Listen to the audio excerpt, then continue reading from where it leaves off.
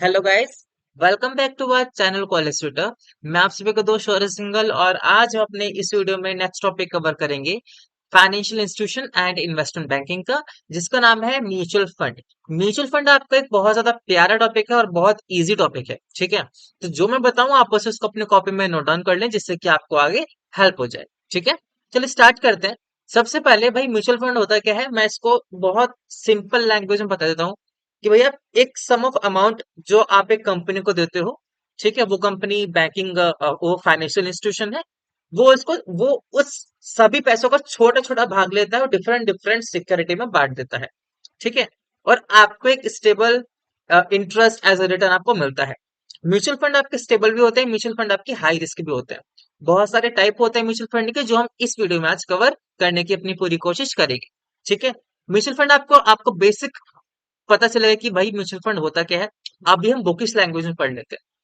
So mutual fund is a trust that people that pools the saving of A number of investor who share the common financial goal.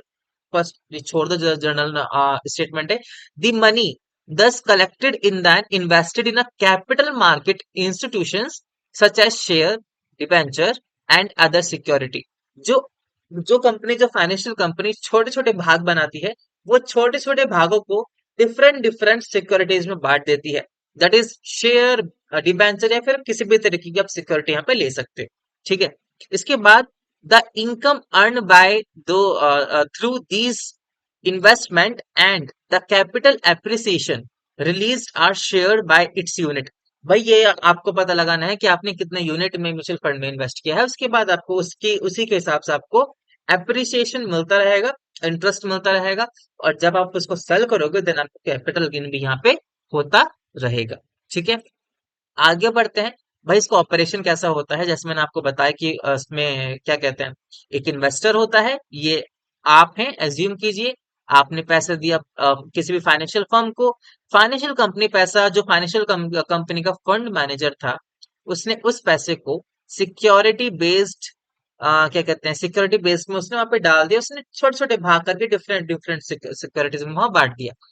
Then वहां से उसको कुछ interest मिला। Then उस interest का कुछ भाग वो आपको एज अ रिटर्न पे कर देता है। That is pass over to you. This is all about the cycle of mutual fund की म्यूचुअल फंड काम कैसे करता है। This is all about the operation of mutual fund, ठीक है। अभी हम आगे बढ़ते हैं। इसकी हिस्ट्री है कुछ, अगर आपको जाननी है तो आप जानिए, वरना आप स्किप कर सकते हैं आगे। सो फर्स्ट फेज कब आया था, सबसे पहले म्यूचुअल फंड 60 ईयर्स पुराना है। अभी ये उससे भी ज्यादा पुराना है ऑल्दो, ठीक है। लेकिन 60-70 साल म्यूचुअल फंड पुराना है, कोई न्यू स्कीम नहीं है। फर्स्ट फेज था 1964 to 87। UTI that is unit trust of India was established on 1963 by the act of parliament. ये आपको कुछ सीखना नहीं है, इसको आपको समझना नहीं है, इसको आपको बस ध्यान में रखना है कि फर्स्ट फेज क्या था। फर्स्ट फेज यूटीआई जो 1963 में आया था। फर्स्ट फेज लॉन्च हुआ था यूटीआई के द्वारा। और उस फेज का नाम क्या था, उस स्कीम का नाम क्या था, that is unit scheme 1964। Eight the end of 1968 6700 crore उनके पास ऐसा एसेट था, ठीक है। तो इसके मैंने कुछ चीजें, मेजर चीजें बताई हैं। यूटी फर्स्ट फेज क्या है, यूटीआई कब स्टेब्लिश हुआ, 1963। किसने स्टेब्लिश किया, किसके द्वारा स्टेब्लिश हुआ, bye the act of parliament. इस स्कीम ने इस फर्स्ट फेज में कौन सी स्कीम निकाली, इस फर्स्ट फेज में स्कीम निकाली यूनिट स्कीम 1964। और ये खत्म कब हुई, ये खत्म हुई 1988 में। कितना पैसा था, 6700 करोड़ इनके पास एसेट बना इन कुछ ईयर में, ठीक है। This is the first phase. Second phase 1973 to 1993। इसमें क्या, सेकंड फेज में entry of public sector fund. First phase में किसी की भी एंट्री नहीं हुई थी, सेकंड फेज में पब्लिक सेक्टर फंड की एंट्री हो गई। मतलब क्या है, SBI mutual fund was the first non UTI mutual fund established in June 1987। भाई पब्लिक सेक्टर पब्लिक सेक्टर में कौन कौन से बैंक आते हैं, पंजाब बैंक आता है, एसबीआई आता है, इंडियन बैंक आता है, Bank of India, Bank of Baroda, Bank of Baroda. So ये सभी बैंक आते हैं। तो यही सभी बैंक वहां पे पब्लिक सेक्टर में इन्होंने एंट्री किया म्यूचुअल फंड में। इन सभी बैंक के द्वारा म्यूचुअल फंड के सेक्टर में, म्यूचुअल फंड के एरिया में एंट्री की गई। ये आपको याद रखना है इसमें। अगर आप इसके ईयर याद नहीं रख पा रहे हो तो कोई बात नहीं, आप बस इनका नाम याद रख लेना, ठीक है। कि second phase entry of public sector fund था। पहला कौन आया? एसबीआई म्यूचुअल फंड आया। वो फर्स्ट था नॉन यूटीआई म्यूचुअल फंड। उसके बाद स्टेब्लिश इन 1987, लोग वो कब आए थे? 1987। Followed by can bank mutual fund. Date याद रख पा रहे हो, अच्छी बात है। नहीं याद रख पा रहे, मत रखो, कोई बात नहीं। Then Punjab national bank mutual fund, then Indian bank mutual fund, then bank of India, then bank of Baroda mutual fund. अभी नवंबर 89 क्या है? नवंबर 89 का मतलब है कि नवंबर 1989, ठीक है। इसी हिसाब से जून 1990 और जून अक्टूबर 1992 में bank of Baroda and bank of India respectively वहां पे आए थे, ठीक है। अभी हम इसके थर्ड फेज पे आते हैं। हमने फर्स्ट फेज सेकंड फेज पढ़ लिया। फर्स्ट फेज हमारा जहाँ पे म्यूचुअल फंड स्टार्ट हुआ था यूटीआई के द्वारा। सेकंड फेज पब्लिक सेक्टर की वहां पे एंट्री हुई थी। कौन कौन से बैंक, मैं रिवीजन करा देता हूँ। SBI, Punjab National, Indian Bank आ गया यहाँ पे आपका, बैंक ऑफ इंडिया और Bank of Baroda, then Can bank mutual fund. ये सब आपके पब्लिक सेक्टर बैंक थे और इन्होंने यहाँ पे एंट्री कर दी म्यूचुअल फंड के एरिया में। अभी हम थर्ड फेज पढ़ते हैं भैया। सेकंड फेज में प्राइवेट था, थर्ड फेज में फर्स्ट सेकंड फेज में पब्लिक था, थर्ड फेज में प्राइवेट आ जाएगा। यहाँ पे प्राइवेट सेक्टर की यहाँ पे एंट्री हो गई थी। Kothari pioneer now merge with Franklin Templeton, ठीक है, was the first private sector mutual fund registered in 1993। भाई कोठारी परिणय जो कि मर्ज हुआ था फ्रैंकलिन टेम्पलेटन से, ठीक है, वो first private sector mutual fund था जो उन्होंने एस्टेब्लिश किया था 1993 में, ठीक है।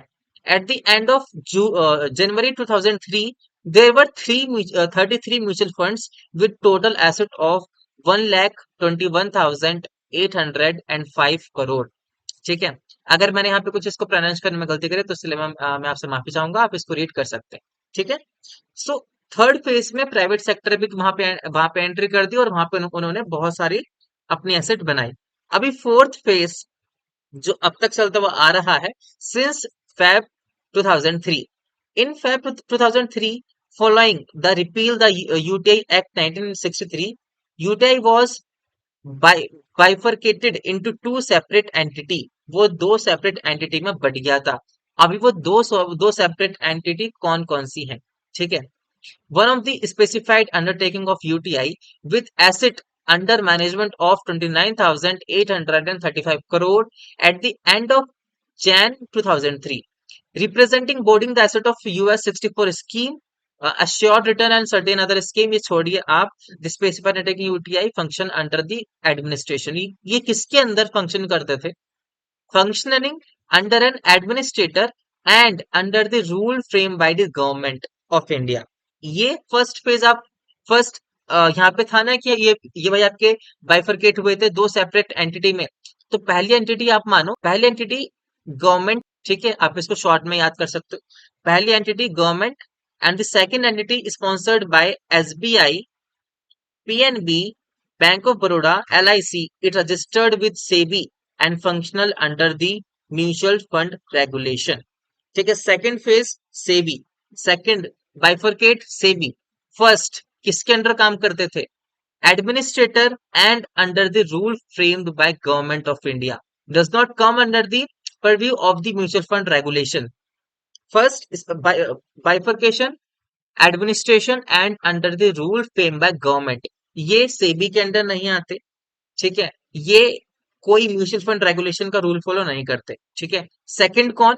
भाई जो स्पॉन्सर्ड है SBI, PNB, BOB and LIC, और ये सेबी के अंडर रजिस्टर्ड है। प्लस जो फंक्शन करते हैं वो किसके द्वारा करते हैं? म्यूचुअल फंड रेगुलेशन के एक्ट के अकॉर्डिंग। आई नो यहाँ पर थोड़ी सी गड़बड़ी हो गई थी, मैं उसके लिए माफी चाहूंगा। अभी हम आगे बढ़ते हैं।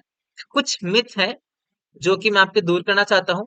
पहला myth, mutual fund invest in only share, गलत है। म्यूचुअल फंड काफी सारे सिक्योरिटीज में शेयर करता है। म्यूचुअल फंड एक छोटा सा पार्ट है बस। वो छोटा सा पार्ट बहुत बड़े बड़े पार्टों में वो शेयर होता है। आपने 10 रुपए इन्वेस्ट किए, जस्ट एन एग्जाम्पल, आपने 10 रुपए इन्वेस्ट किए, सो 2 रुपए शेयर में जाएंगे, 5 रुपए डेप्ट में जाएंगे, डिबेंचर्स में जाएंगे। देन पांच जो भी आपका बचा कुछ पैसा वो आप किसी और सिक्योरिटी में जाएगा। तो आपने एक छोटी चीज इन्वेस्ट करी, उस छोटी चीज का छोटे छोटे पार्ट काफी सारे सिक्योरिटीज में इन्वेस्ट हो गया, वो बस शेयर में इन्वेस्ट नहीं करता। Then mutual funds are prone to very high risk. Mutual fund क्या रिस्की है?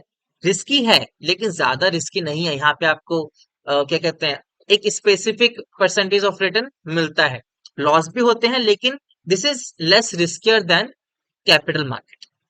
ठीक है, जो भी आप स्टॉक में शेयर करते हो, ये इससे बहुत कम रिस्की है। क्यों? क्योंकि बस इसका एक छोटा सा पार्ट स्टॉक मार्केट में शेयर इन्वेस्ट होता है। ठीक है, देन आगे बढ़ते हैं। Mutual fund are very new in financial market. ना ना ना, म्यूचुअल फंड आपका 1964 में आ गया था। ठीक है, तो ये बहुत नया तो नहीं है, ये बहुत ज्यादा पुराना है। ठीक है, 60 साल से ज्यादा हो गए कि ये म्यूचुअल फंड इंडिया में है। ठीक है, आगे, mutual fund are not reliable and public rarely invest in them. नहीं, ये भी गलत है। Mutual funds are the best solution for people who wants to manage risk and get good return. आपके यहाँ पे रिटर्न भी अच्छा मिलता है, कैसे मिलता है आगे पता चलेगा। और यहाँ पे आपका रिस्क भी इजीली मैनेज हो जाता है। अगेन बोल रहा हूँ, कैसे होता है। एक छोटे पार्ट का हिस्सा आपको डिफरेंट डिफरेंट सिक्योरिटीज में इन्वेस्ट होता है। कुछ सिक्योरिटीज हाई रिस्क की होती हैं, कुछ सिक्योरिटीज बैलेंस्ड होती है, कुछ सिक्योरिटीज लो रिस्क होती हैं। तो उनके हिसाब से अगर आप उनका एवरेज निकालोगे तो ये आपका स्टेबल है। ठीक है, यहाँ पे लॉस भी होते हैं, मानता हूँ, यहाँ पे गेन भी होते हैं, ये आपको भी मानना पड़ेगा। अब आगे बढ़ते हैं। ये कुछ आपके एग्जाम्पल है जो म्यूचुअल फंड्स में इन्वेस्ट करते हैं। HDFC mutual funds, Birla Sun Life mutual fund, ICICI mutual fund, Reliance mutual fund, UTI mutual fund. ठीक है, अभी आगे भैया आपने स्टार्टिंग में बताया था कि म्यूचुअल फंड्स के कुछ टाइप्स होते हैं, तो अभी हम वही पढ़ेंगे। म्यूचुअल फंड के कौन कौन से टाइप होते हैं। सो म्यूचुअल फंड के टाइप तीन भागों में बटे हुए हैं। ठीक है, पहला है स्ट्रक्चर, दूसरा है इन्वेस्टमेंट ऑब्जेक्टिव, तीसरा है स्पेशल स्कीम। जहां तक मुझे लग रहा है कि मैं शायद इस वीडियो में बस अभी स्ट्रक्चर कवर कर पाऊं, और बाकी दो मैं नेक्स्ट वीडियो में कवर करूंगा। ठीक है, सबसे पहले इसकी स्ट्रक्चर के अंदर दो तरीके के टाइप हैं, open ended fund and close ended fund. Investment में चार तरीके के टाइप हैं, growth fund, income fund, balanced fund and money market fund. ठीक है, स्पेशल स्कीम में तीन तरीके का पार्ट है, industry specific scheme and then index scheme and sectoral scheme. भाई इंडस्ट्री स्पेसिफिक एंड सेक्टर आपको इजीली समझ में आ गया होगा, ये आपको आगे मैं बता दूंगा। अभी हम आगे बढ़ते हैं कि भाई स्ट्रक्चर के बेसिस पर ओपन एंडेड स्कीम भैया आपने यहाँ बताई थी, तो वो क्या होती है। So open ended scheme are scheme which offer unit for sale without specifying any duration of redemption. Open ended है, ओपन है, याद रखने का तरीका बता रहा हूँ। ओपन ओपन एंडेड है, ओपन है। ठीक है, ओपन है तो यहाँ पे हमको आपको कुछ ड्यूरेशन नहीं है कि आप रिडेम्पशन कब कर सकते हो, कभी भी आपका रिडेम्पशन हो सकता है। ठीक है, ये आपको कॉन्टिन्यूस बेसिस पे आपका रिडेम्पशन होता रहता है, आपके म्यूचुअल फंड का रिडेम्पशन होता रहता है। तो ये बहुत लिक्विडिटी इसके अंदर बहुत है, कभी आना, कभी आपको इन्वेस्ट करना है, कभी आपके पास आ जाएगा, कोई स्पेसिफिक ड्यूरेशन नहीं है। ठीक है, आगे बढ़ते हैं। क्लोज एंडेड, क्लोज एंडेड मतलब कि यार बंद है। बंद है मतलब कि आपको यहाँ पे स्पेसिफाइड किया जाता है कि रिडेम्पशन पीरियड कितना होगा। This is the difference. ठीक है, once the unit are sold by mutual fund, then the transaction take place in secondary market only, that is stock exchange। ये बस स्टॉक एक्सचेंज में यहाँ पे इनकी ट्रांजेक्शन्स होती है। Price is determined by the force of market and this is the riskier type of mutual fund. ठीक है, अभी हम, चलिए अभी शायद टाइम है, तो मैं कुछ पार्ट करा देता हूँ कि इन्वेस्टमेंट बेसिस के बेस पर कौन कौन से होते हैं। सबसे पहला है ग्रोथ फंड। ग्रोथ फंड क्या होती है भैया, ग्रोथ यहाँ पे अच्छी होगी, हाँ आप इसको बोल सकते हो। The aim of growth fund is to provide capital appreciation over the medium to long term. ये छोटे समय के लिए नहीं होता, ग्रोथ करनी है तो आपको लंबी मेहनत करनी पड़ेगी। तो मीडियम एंड लॉन्ग टर्म के लिए ये बहुत ज्यादा बेनिफिशियल होते हैं, एंड बेसिकली ग्रोथ फंड आपके मीडियम एंड लॉन्ग टर्म के लिए ही होते हैं। ठीक है, सच scheme normally invest a major part of their corpus in equities। Growth funds majorly equity में इन्वेस्ट होते हैं। Such fund have comparatively high risk. अगर ये बस एक चीज पर इन्वेस्ट होते हैं, दैट इज इक्विटी, तो यहाँ पे आपका रिस्क बहुत ज्यादा होता है, क्योंकि यहाँ बस एक एक फैक्टर पर डिपेंड करता है, दैट इज इक्विटी। तो आपका यहाँ पे रिस्क ज्यादा होता है। ठीक है। इनकम फंड कौन से होते हैं? इनकम फंड भैया ये तुमको इनकम दिलाते हैं। ठीक है, आप ये आपकी बात मान ली। Fund that invest in medium to long term डेप्ट इंस्ट्रूमेंट। इनकम, तो इनकम ग्रोथ, ऊपर बढ़ना, इनकम आना। आप इसको याद रखने का तरीका आप ऐसे कर सकते हो। देन ये आपकी long, medium and long term के लिए होते हैं। ठीक है। और ये आपकी प्राइवेट कंपनी द्वारा या फिर प्राइवेट बैंक या फिर प्राइवेट इंस्टीट्यूशन के द्वारा ये आपके क्या कहते हैं, इशू किए जाते हैं। ठीक है। अभी प्राइवेट है तो यहाँ पे पब्लिक जरूर आएगा। और बेसिकली अगर मैं आपको शॉर्ट में बताऊं, इनकम फंड किस किस को द्वारा इशू किए जाते हैं? प्राइवेट एंड पब्लिक, ये आपके दोनों के द्वारा इशू किए जाते हैं। ठीक है। आई होप आपको क्लोज्ड एंडेड स्कीम समझ में आ गई होगी। तो अभी हम आगे बढ़ेंगे, तो आगे आपका इन्वेस्टमेंट ऑब्जेक्टिव है जो कि आपका मैं नेक्स्ट वीडियो में कवर करूंगा। ठीक है। अगर आपको यहाँ तक म्यूचुअल फंड में किसी भी टाइप का, किसी भी तरह का आपको डाउट आता है, तो अपने डाउट और अपने सजेशन प्लीज कमेंट बॉक्स में डालें, जिससे कि हम आगे इम्प्रूव कर सकें। At the end, thank you for watching our video. और जाने से पहले हमारी वीडियो को लाइक जरूर करें और अपने फ्रेंड सर्कल में इसको शेयर जरूर करें। और हाँ, आपको पता है कि आपको यहाँ पे सब्सक्राइब करे बिना नहीं जाना, सो हमारी फीस जरूर दें। And thank you for watching our video. All the very best for your exams.